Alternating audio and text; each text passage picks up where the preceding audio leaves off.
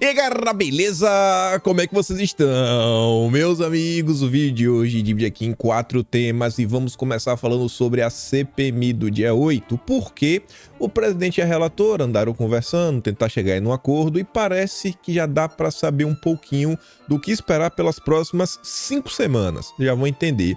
Quero mostrar também um vídeo sobre o senhor José Dirceu, que ele fala do ministro da Justiça, né? Acho que tem tudo a ver com a CPMI do dia 8. Quero também falar sobre a CPI das ONGs, a CPI do MST e mostrar algumas coisinhas bem engraçadas. No primeiro tema, depois vamos falar dele, Jair Messias Bolsonaro, teve aí o julgamento pautado da ação que pode deixá-lo inelegível.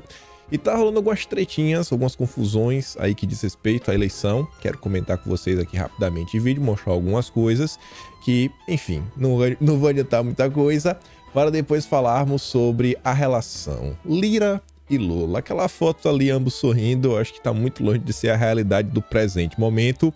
Ontem o Lira foi tomar um café da manhã com Lula e ao longo do dia ele passou o dia batendo no estrupício. Gente, confusão tá interessante. Rui Costa tá sendo fritado aí de uma forma bem gostosinha, possivelmente vai ter que prestar esclarecimentos no plenário da Câmara. Enquanto isso, o Lula segue se aproximando do Marcos Pereira do Republicanos, promete sair o primeiro grande partido do ex-centrão a fazer parte oficialmente da base oficial do Lula. Além disso, tem mais algumas coisinhas que a gente vai comentar. Uma reunião, vocês vão ver a reunião, né, que mostra a força do Lula, não dá risada. Depois vamos falar sobre o Dilma, a Marina, a Agenda Verde, porque ontem foi o dia do meio ambiente e foi uma série de decisões, medidas, programas apresentados que, no mínimo, colocam o Brasil numa situação muito difícil, se você se preocupa com a soberania nacional. Mas, enfim, mostrar algumas coisinhas para vocês, mostrar o desprestígio da Marina Silva perante a classe política e mais algumas coisinhas que andaram acontecendo no dia de ontem, falando as coisinhas do mercado financeiro que eles também andam aprontando, mas vamos por partes. Ainda tem umas tretas envolvendo a esquerda e aquela história do projeto aí do governo, né? Meu carro, minha vida, mas enfim.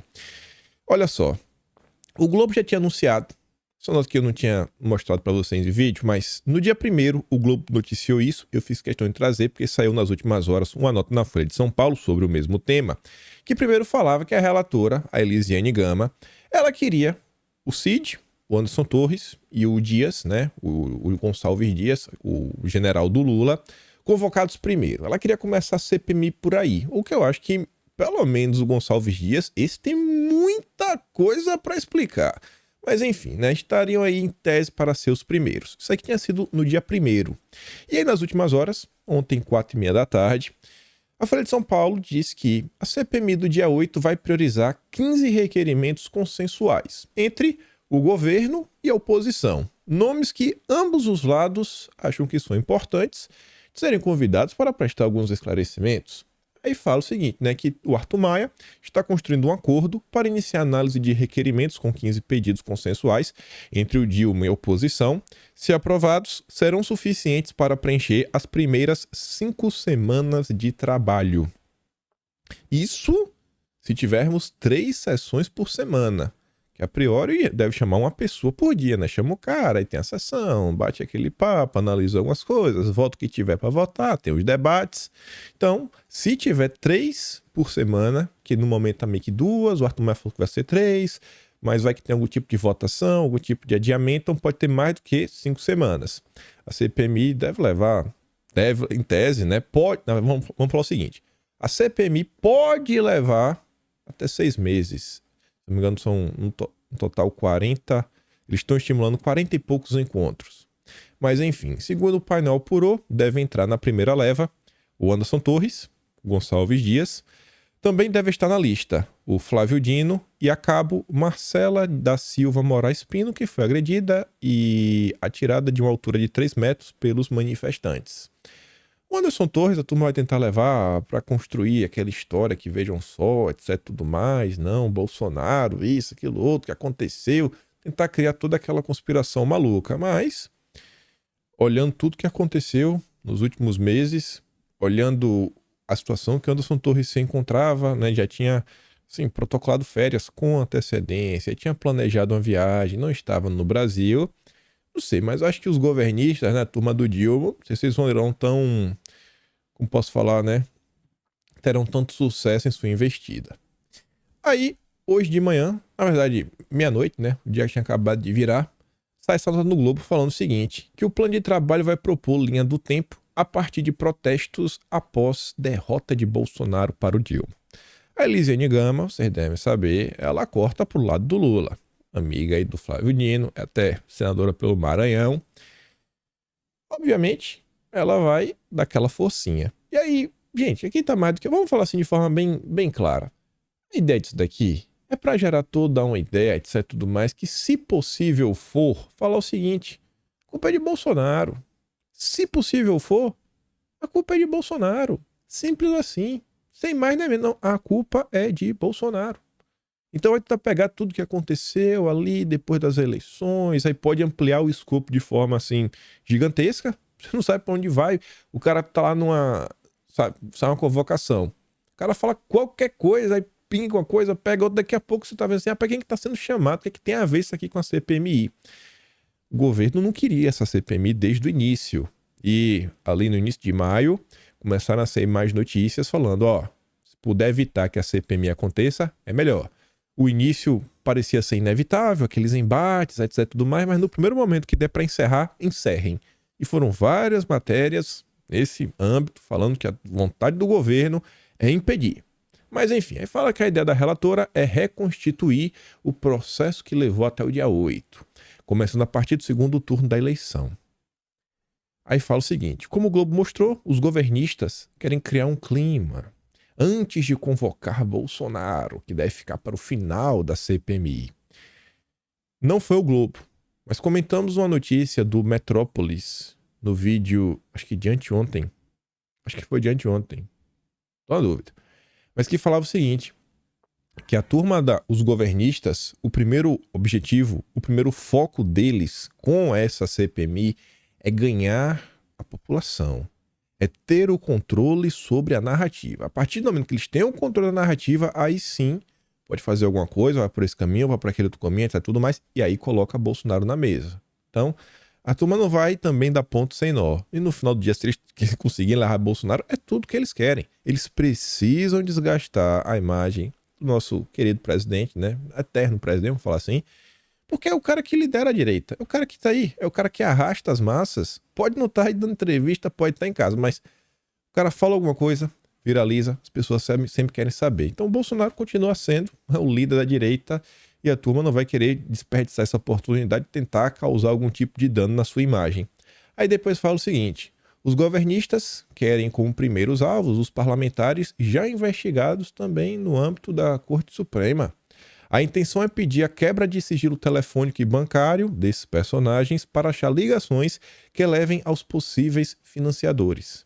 Aí tu imagina, vai voltar desde o período ali pós-eleição, quebrar-se de deputado.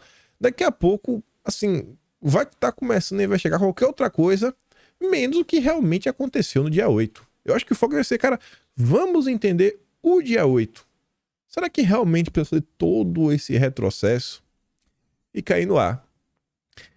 Isso daqui não deve andar neste momento, na verdade a própria nota fala sobre isso, mas a PGR vai investigar uma possível omissão do GSI após fechar a apuração da omissão do Distrito Federal. Aí fala que o vice-PGR, Carlos Frederico dos Santos, responsável na PGR pelo inquérito do dia 8, só vai se debruçar sobre a eventual omissão do GSI de Lula no segundo turno do semestre de 2023. Não foi segundo turno, é segundo semestre. Bom, isso não está tão distante se a gente parar para olhar, né? Porque já estamos no dia 6 de junho, é hoje, ou seja, daqui a 24 dias, oficialmente, estamos no segundo semestre. Então, também não está tão longe assim. Então, é um tempo meio vago, mas isso daqui ainda pode acontecer e pode ter alguma coisa divulgada durante os trabalhos da CPMI. Carlos Frederico quer fechar antes a investigação sobre a missão das Forças de Segurança de Brasília, leia-se a PM do Distrito Federal e a Secretaria de Segurança, aí incluindo o ex-secretário Anderson Torres. Então isso aqui promete ser mais um capítulo da CPMI do dia 8. O que foi divulgado aí pela PGR pode impactar as investigações, o curso da comissão, e obviamente vai começar a acompanhar todas essas CPIs A do MST ela começou mais ou menos, mas ela não engatou de vez, né? Já começou a ter aquelas primeiras comissões, os requerimentos, já teve algumas coisas. Teve lá uma senhora, né? Ela é casada, tá falando lá, o casal foi vítima de diversas coisas, contando diversos abusos do MST. O Caiado foi lá, falou algumas coisas, enfim. Então, ainda sobre a CPMI do dia 8, a SECOM, que é o Ministério de Comunicação, né, perante a população, é a Secretaria de Comunicação, era a Secretaria no passado. SECOM foi o único ministério a participar de reuniões da CPMI do dia 8. Lembrando qual era o objetivo do governo no primeiro momento? Garantir o controle sobre a narrativa. Aí vai só a SECOM. Será que não deveria ter do Ministério da Defesa, que está diretamente ligado, o GSI, o Ministério da Justiça? Será que esses não são mais importantes do que a SECOM? Mas enfim, funcionários da SECOM estiveram em uma reunião. Olha, não ministro, foram funcionários ainda. Em uma reunião para discutir as estratégias de comunicação na CPMI. Eu achei que era uma comissão para investigar, né? Mas todo mundo está preocupado com a comunicação. No encontro, os assessores governistas definiram que é preciso manter um discurso unificado no início da comissão. É tipo um gabinete, né, do amor, do bem. Esse aqui não é do ódio, não. A última reunião técnica ocorreu na quarta, dia 31, ficou definido que os governistas devem apoiar a Elisiane Gama de forma incondicional. Olha só. Você acha que a SECOM do Lula iria falar para os governistas que, assim, apoiem a relatora de forma incondicional, nem questionem, se ela não estiver 100% alinhada? Não que ninguém discordasse disso, mas a relatora, vocês estão sentindo o drama. O que significaria aprovar o plano de trabalho de forma como a senadora enviar a CPMI. Pode aprovar, 100% alinhada. Aí vamos ver uma coisinha aqui junto, né? Falando em comunicação, a turma encontrou aí na internet. Eu gosto quando as pessoas encontram isso. Quem postou foi a Elisa. Uma live que aconteceu, vocês podem ver ali, com José Disseu, ao lado do Breno Altman. Os outros dois eu não conheço. Deve ter sido no Opera Mundi, acho, não sei, posso estar enganado. E que Disseu sempre vai lá, né, que é no Breno Altman. E a Elisa fala o seguinte, ó, curioso. Um dia após os atos, ou seja, no dia 9 de janeiro, Disseu apontou quais órgãos e autoridades tiveram responsabilidade direta ou indireta. Ela fala assim, ó, parece que bolsonaristas, entre aspas, não estão criando narrativas sobre a omissão de várias autoridades e não apenas da PM do Distrito Federal. Ela falou, rapaz, que onda é essa aqui, viu? Vamos ouvir o que o Disseu falou. Porque está evidente que o assalto ao Congresso Nacional, ao Supremo e ao Planalto, e a destruição desses três símbolos da nação, foi feito com a conivência do governador do Distrito Federal e com a conivência e o pior, a total ausência do Comando Militar do Planalto e da Guarda Presidencial, Batalhão da Guarda Presidencial, que tem que proteger o presidente da República e os símbolos da República, que são o Palácio do Planalto, o Supremo Tribunal Federal e o Congresso Nacional. Com a anuência tudo indica que a Polícia Legislativa colaborou, que a Polícia Militar colaborou. E que houve uma dissídia, omissão ou, no mínimo, um erro grave de parte dos organismos responsáveis pela segurança do Distrito Federal. Quem? Tanto o Ministério da Justiça como o governo do Estado. Tanto o Ministério da Justiça quanto o governo do Estado. O Ministério da Justiça? Disseu. Olha o que... Até o Ministério da Justiça. Uma omissão, se não for omissão, foi um erro grave. Eita, rapaz. Eu disse o que falou, viu? Quem sou eu pra discordar desse petista aí, né? amigo do Lula de longos anos. Disse eu falando aí, né? O Ministério da Justiça do governo Lula, quem sou eu para questionar o José Dirceu? Enfim, vocês viram ali que aparentemente o Flávio Dino já pode estar nesses primeiros requerimentos. Me pergunto também se vão convocar o Múcio. O Múcio acho que também deveria esclarecer algumas coisas, né? Principalmente aí que lida com a questão dos militares, etc, tudo mais. E assim, tudo que o governo tá tentando barrar, alguma coisa estranha tem. E uma das ordens do Lula, né, a gente já comentou, é impedir a convocação de qualquer militar, seja bolsonarista, seja, sei lá, qualquer coisa. Não chama. Mas vamos lá. Saindo da CPMI do dia 8, indo para a CPI das ONGs, essa CPI, eu espero de coração, mas de coração, que ela possa se debruçar e mostrar para o Brasil alguns assuntos que a gente comenta, né? Mas não fazer nenhum tipo de afirmação. Aí fala o seguinte: ela deve começar suas convocações com indígenas que se opõem às entidades. Os indígenas que discordam dos zongueiros. Eu acho que é bem interessante, né? Ou no Brasil só presta o índio que faz o L, né? O índio amigo da Greta, é só esse índio que presta? A CPI das ONGs, que será instalada nas próximas semanas, deve começar suas convocações por indígenas que tenham atuação crítica aos zongueiros.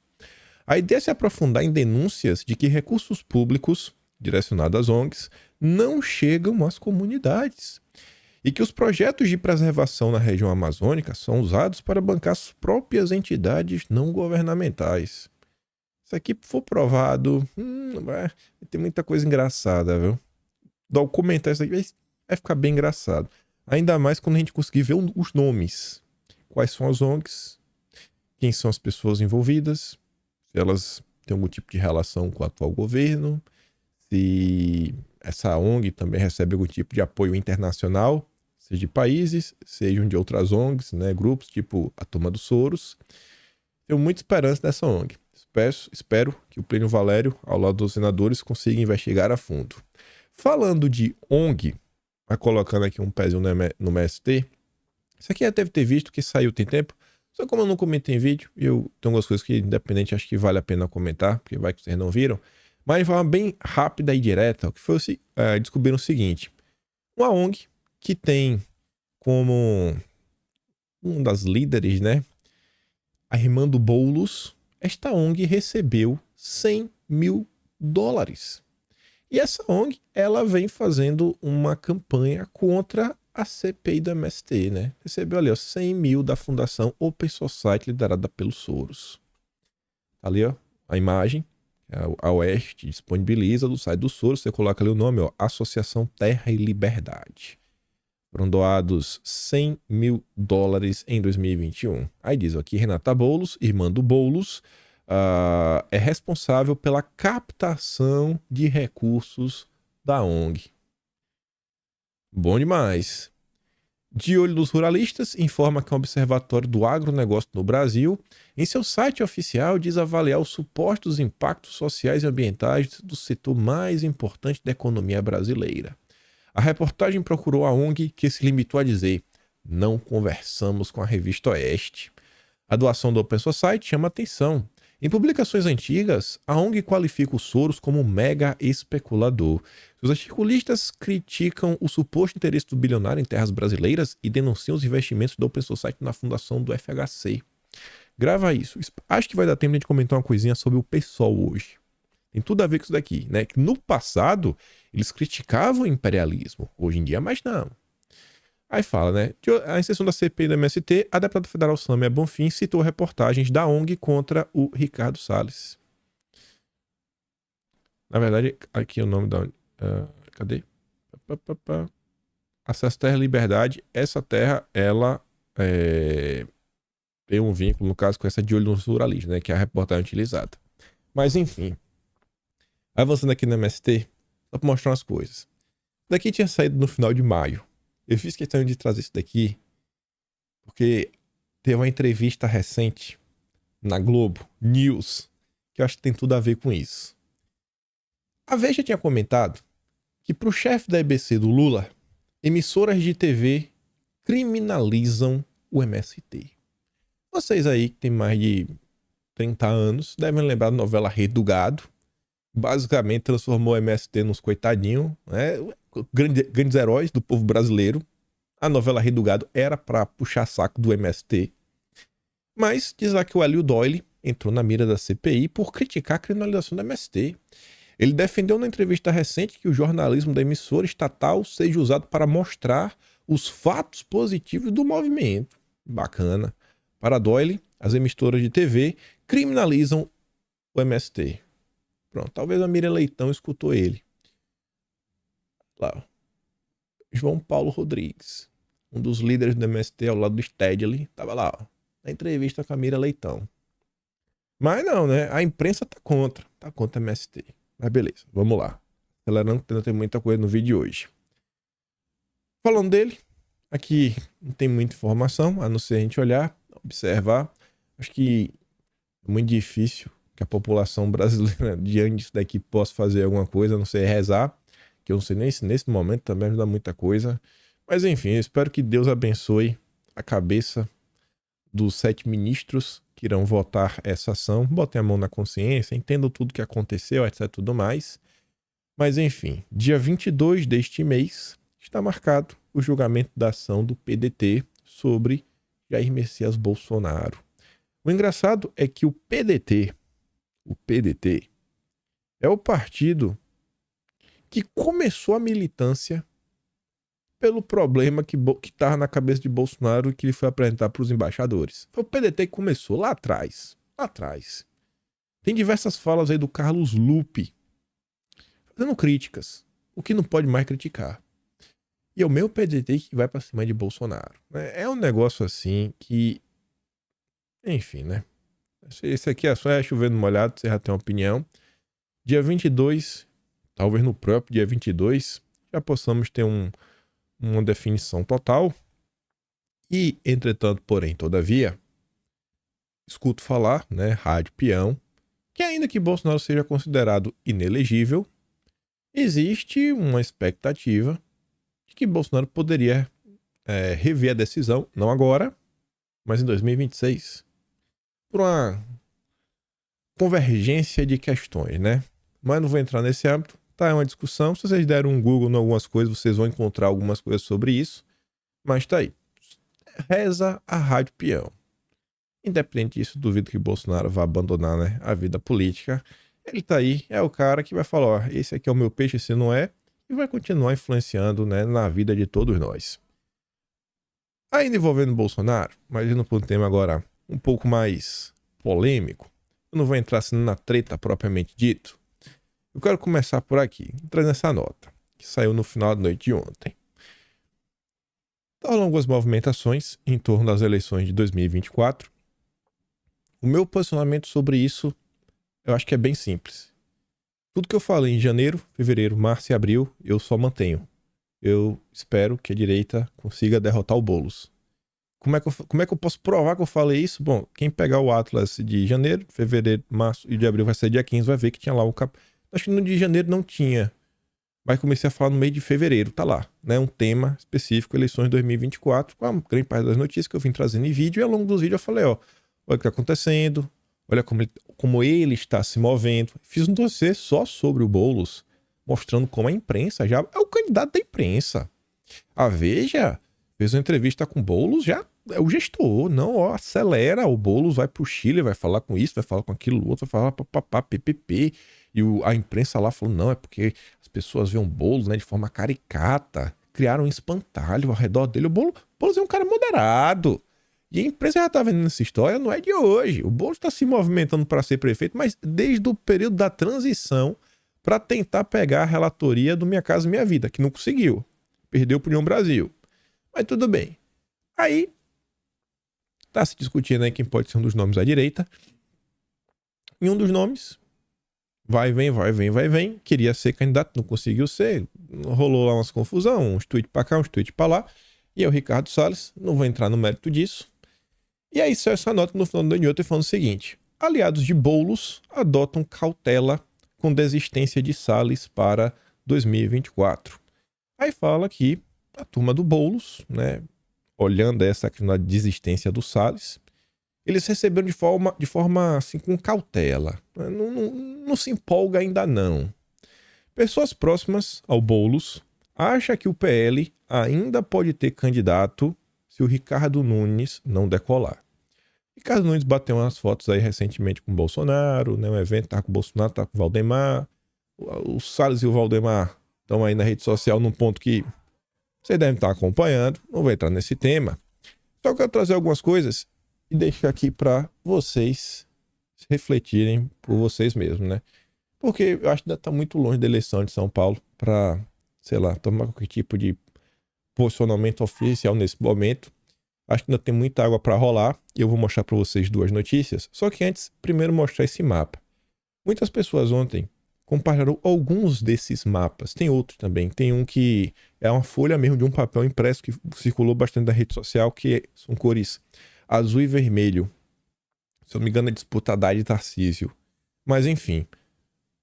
Algumas pessoas mais à direita estavam mostrando que a cidade de São Paulo, não o estado, mas a cidade de São Paulo, ela não tem um viés tão conservador, né, nos costumes. É uma galera bem progressa. E aqui está o mapinha, né? Você vê aqui, por exemplo, esse primeiro que está aqui até maior. O que está em vermelho, ou então vermelho claro, foram as regiões que o Lula ficou na frente. E o cinza, o sei lá, azul escuro, preto, não sei qual é essa, são as regiões que Bolsonaro se saiu melhor. Então, Bolsonaro foi melhor no centro e o Dilma se saiu melhor na periferia, né, da cidade. E naquelas regiões tipo, acho que Augusta, um lugar bem dos esquerdola. E aqui tem o gráfico mostrando os deputados, né? Amarelo é o PSOL, desculpa, não é PSOL não, é o Boulos, do PSOL. Alexandre Leite no Brasil, leia-se Milton Leite. Acho que o Salles falou um pouco sobre Milton Leite. É um cacique da cidade de São Paulo. Ali depois tem um gráfico, né, de partidos. Qual partido pontua melhor onde, aquilo, etc. Tudo mais. E eu estou trazendo isso porque recentemente o Valdemar tinha dito o seguinte, né? Que não vamos ter um candidato de extrema direita. Eu acho uma fala horripilante, sabe? Que meu pai diz, quem conversa demais dá bom dia a cavalo. Eu acho que é isso. Não estou enganado no ditado. Mas vocês entenderam. Ontem o Valdemar deu outra entrevista, falou algumas coisas assim, cara, pra quê? Sabe? Não vai, é soma zero, no máximo é soma negativa. O Valdemar vem se mostrando que ele, com palavras em entrevistas, ele não tem, assim, nenhuma habilidade. Não que ele seja bom nas outras coisas que ele faz, mas pra entrevista, o Valdemar tá demais. Só que, porém, entretanto, todavia, vamos ver duas notas. Duas notas que saíram ao longo do dia de ontem. Eu quero trazer essa nota principalmente pra quem quer jogar pedra em Bolsonaro. Meu problema maior é só quem quer jogar pedra em Bolsonaro. Eu gosto do velho, passo o pano, deixo claro. Então, minha opinião é de alguém que puxa o peixe pro lado de Bolsonaro. Então, você pode pegar aí, né, e tentar chegar na sua conclusão, falando, pô, esse menino aqui, ele corta mais pro lado de Bolsonaro. Deixa eu ver o que ele vai falar, não vou levar tudo ao pé da letra. Mas, enfim. Ontem, a Bela Megali soltou a seguinte nota. O fiel escudeiro de Bolsonaro, cotado para ser candidato a vice da Prefeitura de São Paulo. Aí diz que o ex-chefe da SECOM, Fábio Van Garten, está cotado para ser o vice na chapa apoiada pelo Bolsonaro na disputa pela Prefeitura de São Paulo. Na chapa. Ainda não especificou que será o Ricardo Nunes, nesse primeiro parágrafo. Mas olha só, o Fábio Van Garten. O favorito, ou seja, não está fechado, mas é favorito, né? Está despontando na frente, seria o Ricardo Nunes. Mas não está falando que está certo, não está falando que o Van Garten vai ser, e nem que se ele for ser, que vai ser no Ricardo Nunes. Então, são cis. Se isso, talvez isso, aquilo outro. Van Garten é apontado por aliados de Bolsonaro como fiel escudeiro que esteve ao lado do presidente, especialmente em horas difíceis, como após o fim das eleições. Isso daqui, para mim, é algo bastante valoroso. Muita gente se elegeu às custas de Bolsonaro e eu não vejo falando nada. Não vejo nenhum tipo de ajuda, nenhum tipo de apoio. É muito fácil você estar com o cara quando o cara é presidente da República, quando tá lá. Mas na hora do perrengue, na hora do problema, na hora do depoimento à polícia, do cartão, na hora do caso das 8, tá tava lá era o Van Garten. Isso daí, a história tá aí pra provar, né? Então, se tem uma coisa que eu não discordo, é que o Van Garten, sim, é um fiel escudeiro. Vice é uma posição que não ganha tanto destaque, né? O Ricardo Nunes não é um isso aí ninguém vai discordar também, né? Conservador ele não é. Até tem uns posicionamentos, no mínimo, esquisitos. Quando teve lá a pandemia mesmo, ele falou algumas coisas que só Jesus na causa. Que Deus ilumine ele e faça ele refletir sobre o que ele falou um dia. Mas, enfim, você coloca um vice seu, né? Ninguém vai discordar que esse vice é bolsonarista raiz. Você tá vendo que não é aquela coisa, né? Fala assim, ó, coloca o cabeça de chapa ali e vamos tentar colocar um vice. Não é uma estratégia aqui que você não tá indo pra você pegar, né? A joia da coroa. Você quer poder dividir o reinado. Quem sabe se é ali um duque, um barão, um conde, né? Tem ali a sua ala, poder nomear algumas pessoas para algumas secretarias, poder influenciar em algumas decisões. Mas, óbvio, quem manda mesmo para valer é o prefeito. Mas aqui pode ser uma estratégia de conseguir algum tipo de aliança. Você fala aqui, ó, deixa o Ricardo Nunes, não é tão bolsonarista, a cidade de São Paulo não é, coloca o Van Garten de vice, que a gente vai ter alguma pessoa realmente ligada a Bolsonaro. Além disso, falei que eram 2 notas, isso daqui já tá rolando na boca pequena tem um tempo também. O favorito do PL para a prefeitura de São Paulo, Marcos Pontes. Então, assim, eu não sei, de coração, eu não sei o que pode estar acontecendo para falar isso, aquilo, outro, etc, tudo mais. Mas eu escuto algumas coisas. Tem a Rádio Peão, né? Um lado, pro outro, etc, tudo mais. Ainda que eu acho que aquela fala do Valdemar, que foi uma barbaridade, um absurdo, né? É burrice. No mínimo, assim, no mínimo ele é burro. Eu vou ser bonzinho. Não teremos alguém extremo. Não, ninguém de extrema direita. Mas, enfim, eu não acho que a turma do PL enxerga o Marcos Pontes assim, como extremista, etc, tudo mais. E o Marcos Pontes, ele teve uma votação expressiva no estado de São Paulo. Não sei na cidade. Eu não sei como o Marcos Pontes ele é visto. Mas acho, pelo histórico, né? Astronauta, aquilo mais, PPP, ainda que seja ligado a Bolsonaro, não seria aquele bolsonarista, ferrenho, etc, tudo mais.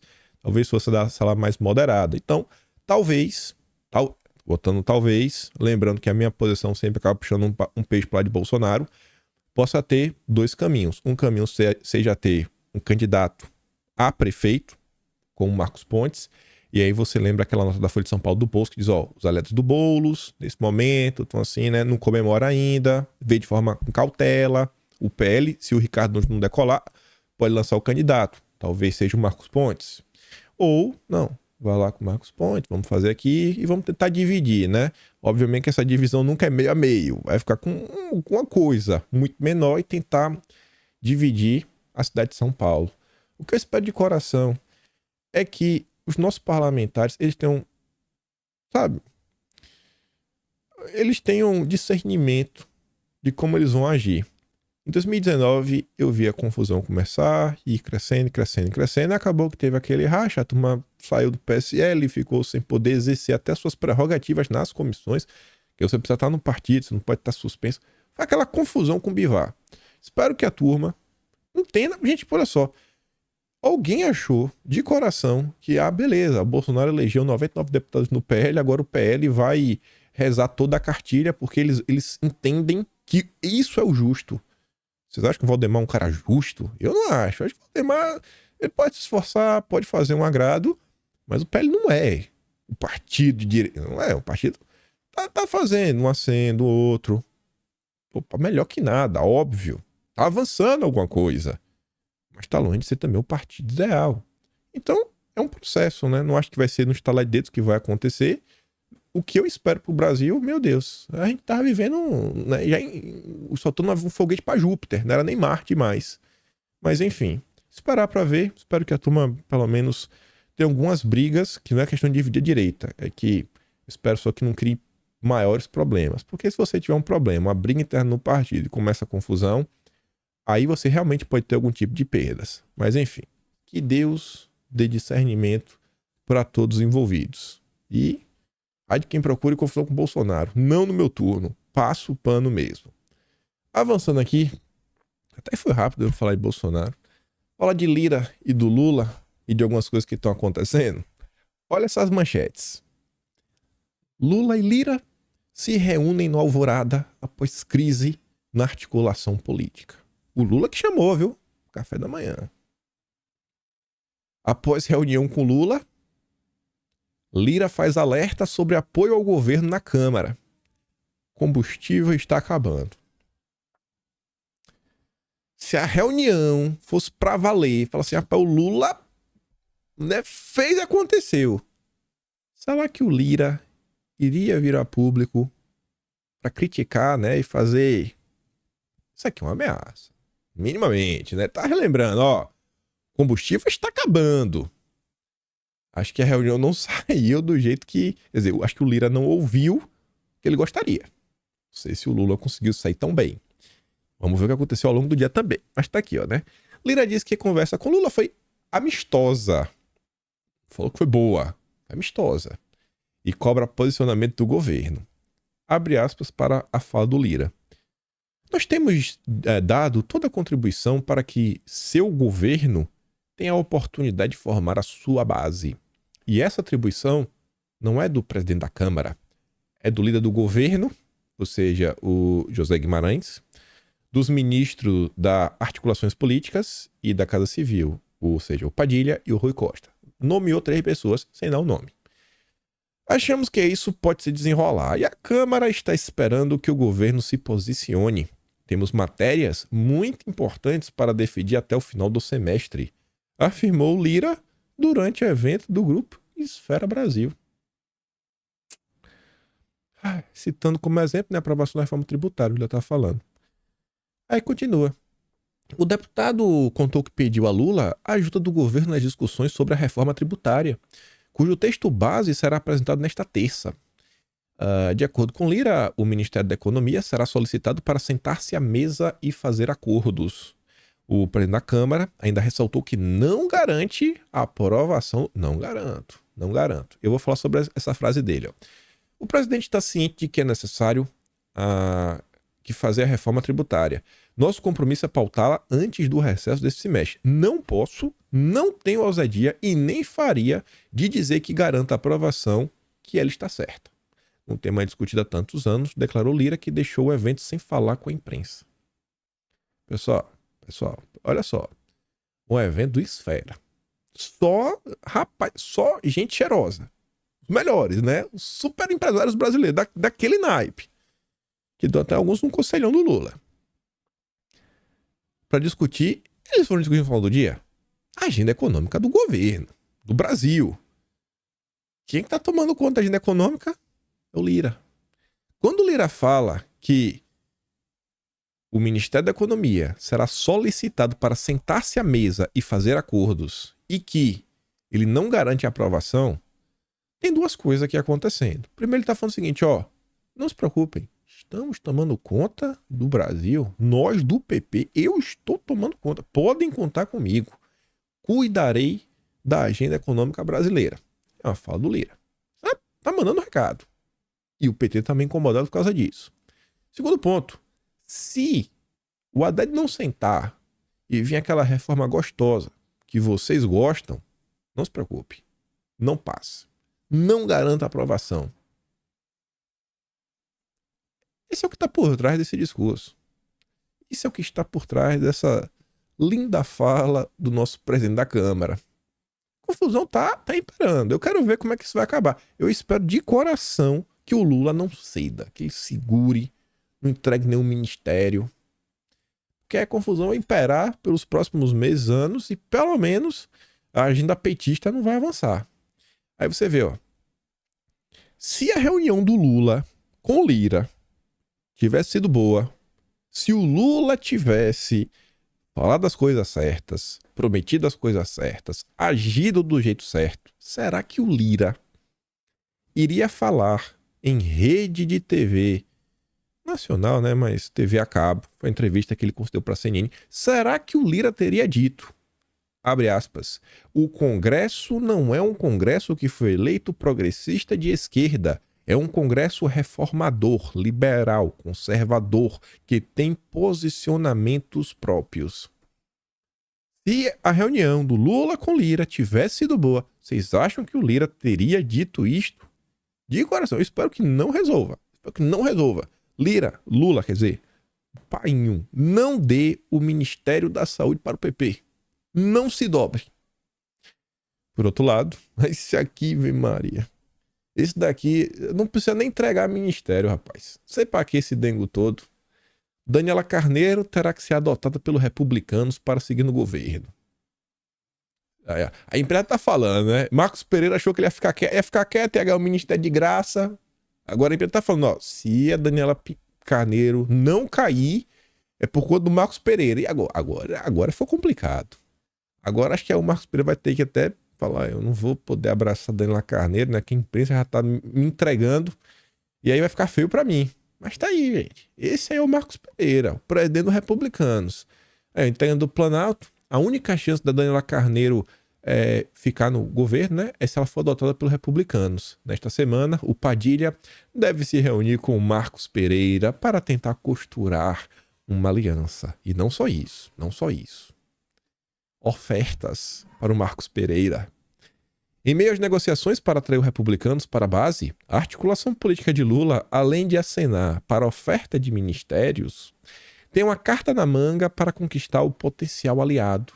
A possibilidade de apoiar o Marcos Pereira para ele ser o próximo presidente da Câmara em 2025. Está cotado, né? Ele está cotado. E, obviamente, isso passaria num acordo. Esse acordo não é muito complicado. O Dilma chama Marcos Pereira. Se o Marcos Pereira se interessar, só manda um recado via Renan Calheiros, né? Pro Baleia Rosa, falando, ó, vai ser o Marcos Pereira, nosso candidato. Fecha com a Simone Tebet também, né? O MDB.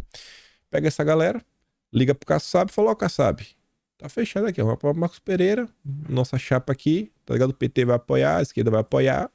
A esquerda tem uns 130 votos. O bloco do Kassab, republicanos, MDB, mas os quebrados tem uns 140. Se juntar todo mundo e votar, bate 257. Bate. Se a esquerda toda votar. Toda. Só que o Lula só teria 130 se toda a esquerda votar. Só que PSB, que tá o próprio Felipe Carreiras, né, liderando o bloco do Lira, e o PDT, eles não estão nesse bloco da esquerda, estão no bloco do Lira.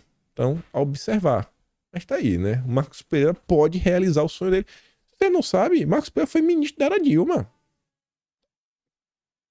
Marcos Pereira devia pedir para sair do Republicanos, entregar o partido, porque não combina com ele, e se filiar ao PSOL. PSOL é a cara dele. Cinquentinha, vai lá, ó. PSOL ao lado do Boulos. Que não dá, bicho. Não dá.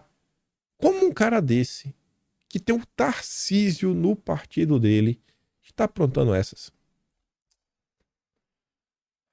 Mas vamos voltar pro Lula e o Lira. E eu acho que o clima na Câmara não está muito bem resolvido. Volto a perguntar. Se a reunião que aconteceu de manhã entre o Lula e o Lira tivesse sido boa, tivesse sido porreta, será que o Lulinha ia cancelar a reunião? Planalto cancela a reunião de Lula com líderes da Câmara para evitar disputa de agenda com Lira. Os deputados, eles, não sei, né? Se o Lula tivesse realmente força, ele ia ver. Se voltou atrás, porque ele tá com medo de melindrar. Mas tá ali, né? O Palácio cancelou a reunião após ser informado que parte dos convidados também foi chamado para acompanhar o Lira para um debate com empresários, o Diálogos Esfera. Lula, a gente tá ali, viu, tomando conta da agenda econômica do país. Depois a gente conversa contigo, né? Pode cancelar a reunião. Tomou um bolo de deputado. O presidente da República chamou, tomou um bolo. Não vou não. Vou pra reunião, vai ter lá um coquetel, tem Coca-Cola de graça, tem uns espetinhos, né? Tem umas coxinhas, um quibe, que eu vou lá comer, depois eu volto. Aí, por outro lado, teve a reunião. Aqui é pra mostrar a força do Lula. Após conversa de Lula com senadores, vice-líder disse que o governo focará em militares, agro e religiosos. Rapaz, agora vai. Ó. Parlamentares também pendem foco na articulação política na Câmara. Gente, se essa reunião aqui pretendia demonstrar a força do Lula, Me perdoe, mas isso aqui é chover no molhado. Ó, vamos começar da esquerda. Padilha, petista, é o ministro do Lula. Marcelo Castro, se eu não estou enganado, MDB, Piauí, picanheiro nato. Renan Calheiros, dispensa apresentações. Cajuru, o próprio Lula. Aí tem o Isalci Lucas. É o único nome aí que meio que se diferencia dos outros, do PSDB. Aí vem o Contarato, PT. Otto Alencar, dispensa apresentações lá da CPI da pandemia. Aquele de óculos ali, nem precisa falar o nome, né? Saltitante. E depois o Jacques Wagner. Oi, foi a reunião de comadre. Aqui parece até a reunião do diretório do PT. Se o Lula tava buscando algum tipo de base, eu tô vendo nada aqui diferente, né? Só a turma que já era a base dele e sempre foi. Essa é a reunião. O Lula teve que cancelar com os deputados, mas com o Senado manteve, né? Chá de comadre. Tá falando pra própria bolha. Não sei se o Dilma vai conseguir resolver o problema dele. Aí, ontem, foi informado aí pelo Igor Gadelha que com a aval do Lira, Rui Costa deve ser convocado no plenário da Câmara. Chama aí o Rui Costa, bater um papo. Ei, rapaz, o que você tá fazendo aí, né? A gente tá ali com a aval do Lira. A Câmara combinou de aprovar a convocação do Rui Costa. E não é numa comissão, é no plenário. 15, 13 deputados lá. Gritaria pra tudo que é lado. A convocação foi acertada por lideranças de partidos do Centrão e até de legendas de esquerda. Imagina como é que não tá o clima. E estamos falando dessas relações com Rui Costa, Padilha nos últimos dias. E a coisa tá piorando. E se os parlamentares, né, os líderes, já deram um bolo na reunião exclusiva com o Lula, o que dirá com a Marina, né? Parlamentares faltam e Planalto improvisa em ato em apoio à Marina. O Congresso deu as costas para a cerimônia que o Planalto organizou para destacar a importância da ministra do Meio Ambiente, a Marina Silva. Esvaziada, a área para parlamentares foi preenchida pelo cerimonial do Planalto com ongueiros. Então, bota os ongueiros aí para preencher. Esse é o nível de prestígio do desgoverno do Dilma. E aí, falando sobre a Marina e algumas coisas que rolou ontem, o Dilma fez um discurso. E de noite a Marina foi pra TV. Ave Maria. Deus proteja o país. Só para mostrar para vocês algumas coisas do discurso do Lula, né? Lê a íntegra do discurso. Não vou ler a íntegra, que o discurso é grande. Só alguns pedaços. Somos a maior potência ambiental do mundo. Pessoal, o que é uma potência ambiental? Eu sei o que é uma potência energética. É que tem muita energia, para fazer o que quiser, muita indústria. Eu sei o que é uma potência militar, você tem uma força gigantesca. O que é uma potência ambiental? Não, tamanho de floresta, tá? E daí? E daí? Vai fazer o quê? Mandioca? Vai fazer o quê? Não sei. Ecoturismo? O que é essa potência ambiental? Quer manter o Brasil como uma potência? O Brasil não pode ser potência em outra coisa, não? Aí depois ele fala, atuando lado ao lado com demais países amazônicos e também com Congo e Indonésia, que juntamente com o Brasil possuem as maiores florestas preservadas do mundo, podemos ser a principal barreira de contenção ao desastre climático. Ou seja, né, não toquem na Amazônia. As pessoas daquela região viverão para sempre do mesmo jeito. Nada de Petrobras na Foz do Amazonas. Tem o compromisso de retomar a liderança mundial do Brasil na mitigação das mudanças. Você liderar as medidas, você vai ter que realmente tomar medidas. E normalmente são medidas que dificultam a produção nacional, são medidas que encarecem, né, os processos. É o discurso do Lula. O Brasil voltará a ser referência mundial em sustentabilidade e enfrentamento das mudanças e cumprirá metas de redução e desmatamento zero. Meta, né, da ONU. Vamos fomentar cada vez mais as atividades de agricultura de baixo carbono. Um país que estava, né, na fila do osso, na preocupação da agricultura de baixo carbono. Queremos e iremos aumentar a produção de alimentos, financiando as propriedades médias e pequenas e a agricultura familiar. Nesse sentido, para além da agricultura de baixo carbono, queremos apoiar a produção agroecológica. É um monte de palavra subjetiva. Agora, olha esse final. A verdade é que a luta contra a fome, que passa pela produção de alimentos para saudáveis, é também a luta pela preservação do meio ambiente. O que é que tem a ver a fome com o meio ambiente?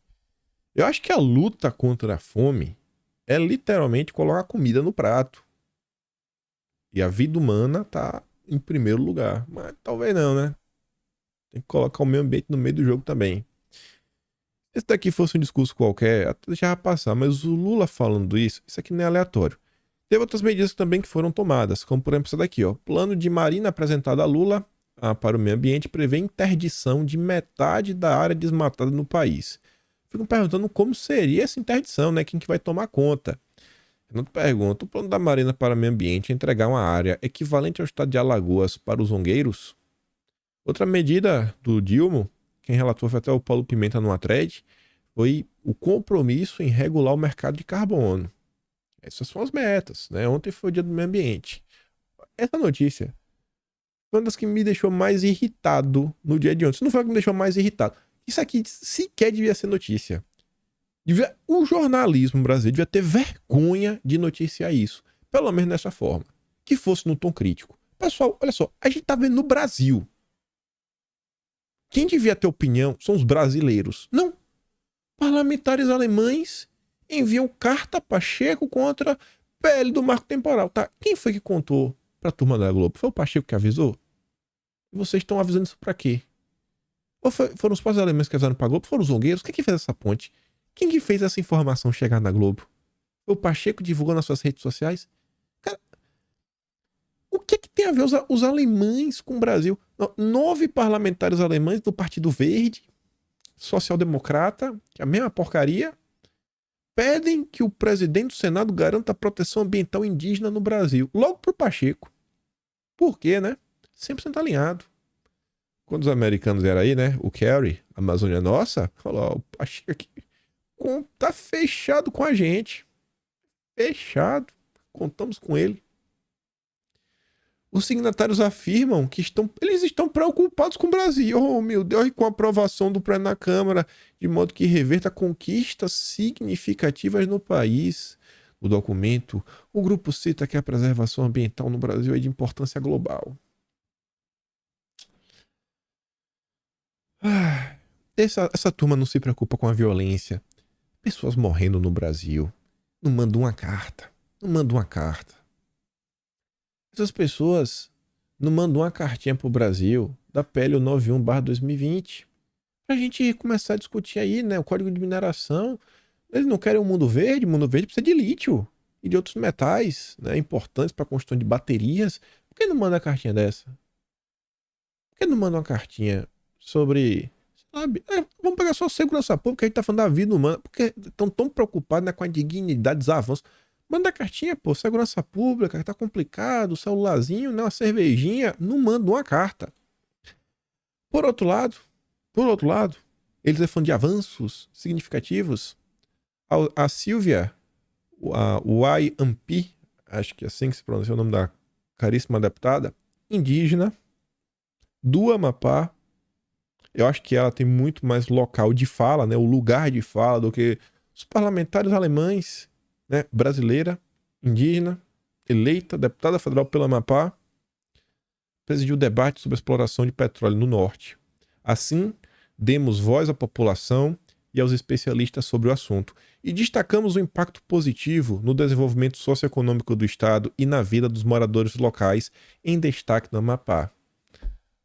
Nossa deputada, de origem indígena, quer levar o desenvolvimento para o estado. Os alemães... Não.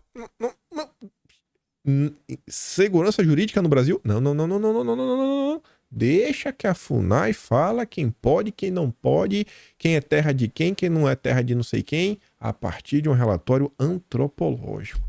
Que vai ter uma coisa mais subjetiva do que isso, né? Aí, olha essa. Essa também, essa aí me deixou... meu Deus do céu. Gente, eu tô vendo os vídeos de escola recentemente que eu tô convicto. Eu tô no ponto convicto. Tô precisando agora de ver um vídeo que me faça mudar de ideia. Porque eu já tô quase assim, já calcificou na minha cabeça. Falei, rapaz, se eu tiver condição, sei lá, se é financeira de tempo, eu vou dar aula pros meus filhos em casa. Diante de tudo que tá acontecendo. É cada barbaridade que eu fico vendo que eu falo, meu Deus do céu, ou eu tô muito louco, né? Muito rabugento, muito velho, ou o mundo tá muito errado. Eu acho que é a segunda opção. Helder Barbalho tornará educação ambiental disciplina obrigatória nas escolas estaduais do Pará. Gente, o que é educação ambiental? Para falar o quê? Das emissões, passar o vídeo do Al Gore, aquele documentário do Al Gore, mostrando que as geleiras vão derreter em 2014, né? Porque o filme é velho, falou, ué, mas não derreteu até hoje. Não, mas não importa não, esse documentário é importante. O que está sendo ensinado? Será que esse aqui é umas coisas que eu fico me perguntando, meu Deus, gente, será que tem algum ser humano de coração que destrói a natureza porque ele tem raiva do verde, ele odeia a cor verde, ele odeia mato, eu vou tocar fogo em tudo? E será que assim é o ambiente? Tanta coisa para ensinar, as crianças brasileiras não estão sabendo fazer conta de mais e menos. Quem dirá dividir e multiplicar? Mas não, educação ambiental. Com essa educação cada vez mais, né, doutrinante. Não sei nem se essa palavra existe no Brasil.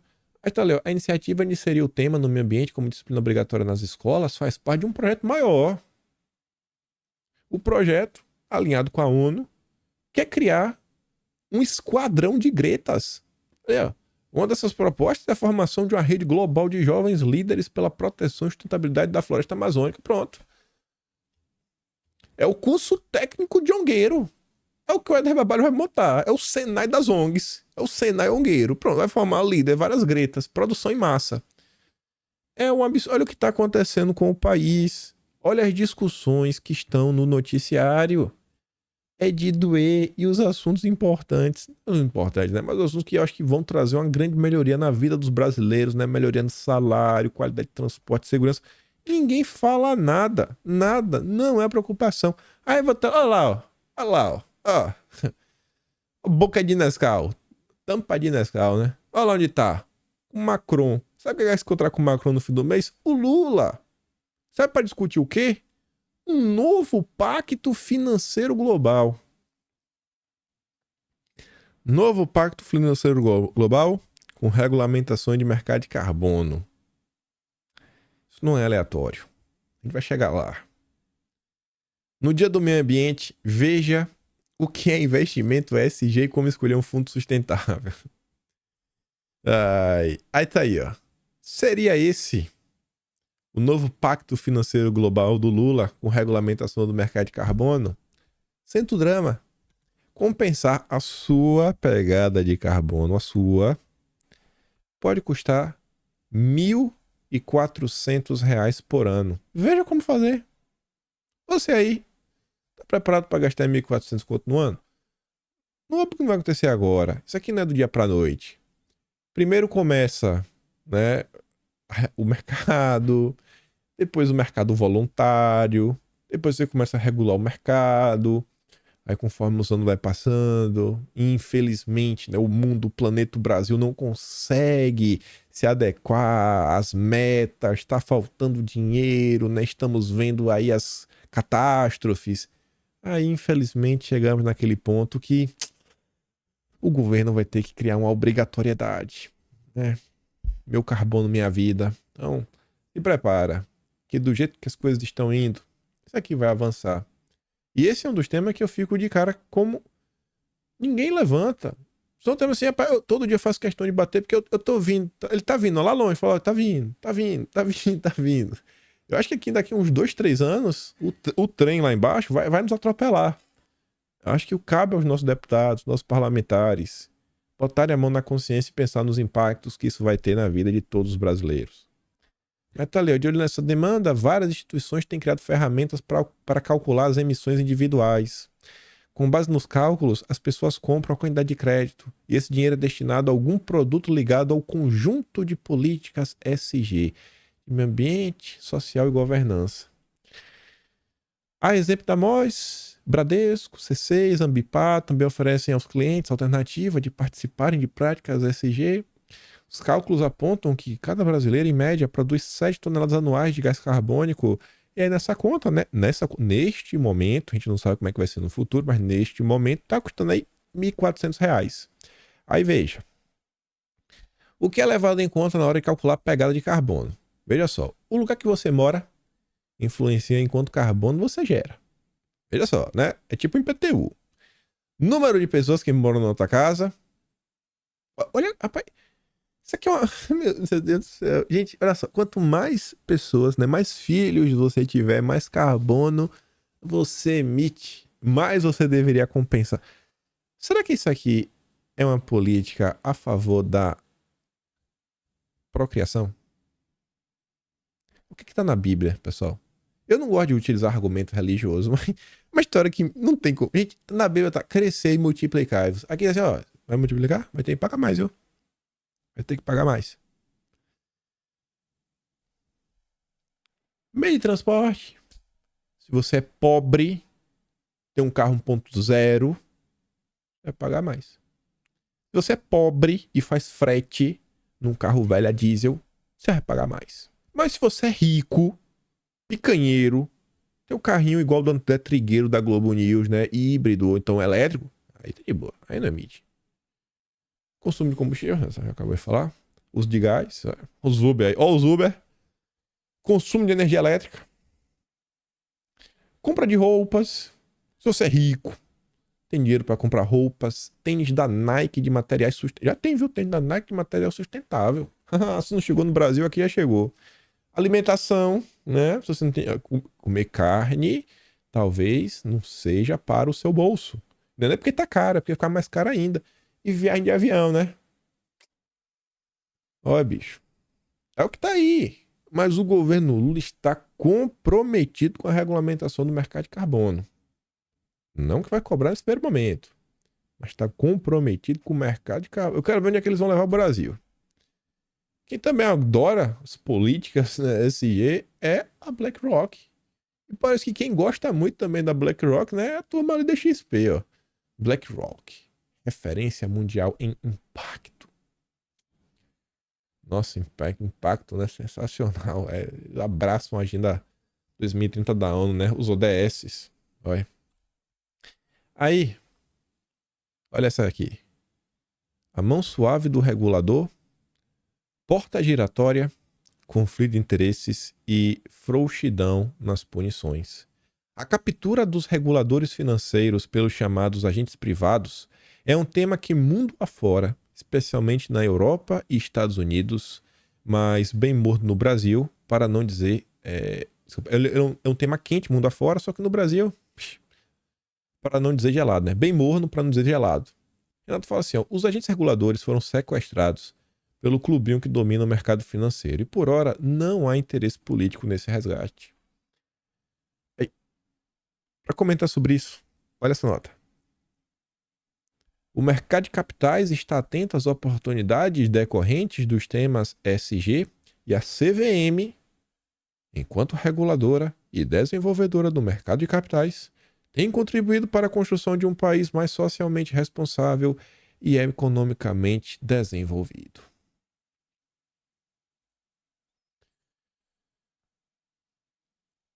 Os reguladores deveriam literalmente regular para garantir, sabe, que o mercado não vai ter práticas abusivas que vai impactar negativamente a vida das pessoas e tudo mais.